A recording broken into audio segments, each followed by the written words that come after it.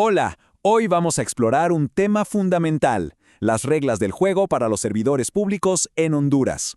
Es todo un sistema de leyes y de ética, así que vamos a desglosarlo para entender bien qué significa en el día a día. Para que quede todo bien claro, vamos a dividir este análisis en 4 partes.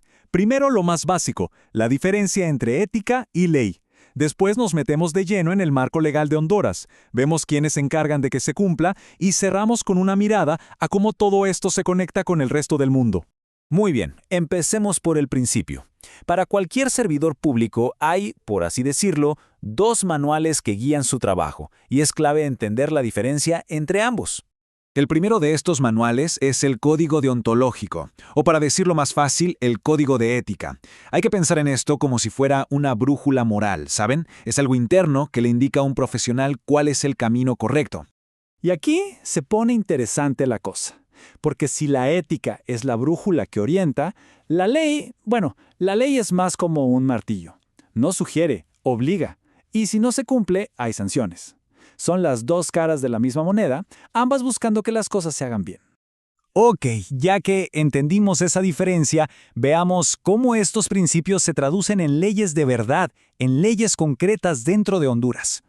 El marco legal en Honduras es como un edificio que se sostiene sobre varios pilares. La base de todo, por supuesto, es la Constitución. De ahí se desprenden otras leyes súper importantes sobre conducta, transparencia y hasta el Código Penal. Démosle un vistazo a las piezas clave. Y como decíamos, en la cima de la pirámide, la ley de leyes es la Constitución de la República. De aquí nace todo lo demás, estableciendo los principios que no se negocian, como la legalidad, la igualdad y la justicia. Y aquí un dato que es muy revelador. Honduras ha tenido 14 constituciones a lo largo de su historia. 14. La que está vigente hoy se aprobó en 1982. Esto nos habla de una búsqueda constante por encontrar el mejor marco legal. Ahora bien, de la Constitución surgen leyes más específicas. Tenemos el Código de Conducta, la Ley de Transparencia, que básicamente abre las ventanas para que la gente vea qué se hace, y otras que regulan el uso de los fondos públicos y el empleo en el gobierno. Cada una tiene su misión. Pero claro, siempre surge la pregunta, ¿qué pasa si alguien simplemente decide no seguir las reglas? Pues, para eso está el Código Penal. Aquí es donde la cosa se pone seria. Y el mensaje del Código Penal es clarísimo. Actuar mal tiene consecuencias graves. No estamos hablando de un simple regaño. Delitos como la malversación, el fraude o el tráfico de influencias conllevan penas de cárcel de varios años. No es un juego. Ok, tenemos las leyes, tenemos las penas, pero ¿quién vigila que todo esto se cumpla? Porque las leyes en un papel no sirven de mucho, ¿cierto? Se necesitan guardianes. Y en Honduras existe toda una red de instituciones que actúan como esos vigilantes. Estamos hablando de organismos como el Tribunal Superior de Cuentas, la Secretaría de Transparencia o el Consejo Nacional Anticorrupción. Cada uno tiene un rol específico para supervisar y controlar. De todos estos, hay uno que destaca bastante, el Tribunal Superior de Cuentas, el famoso TSC. Pensemos en él como el auditor principal del país. Su trabajo es revisar las cuentas públicas y tiene el poder no solo de investigar, sino también de determinar responsabilidades administrativas, civiles o incluso penales. Todo esto nos lleva a pensar, ¿esta lucha por la integridad y la transparencia es algo que solo pasa dentro de Honduras? O sea, ¿termina todo en la frontera? La respuesta es un rotundo no. Ahora hagamos un zoom hacia afuera.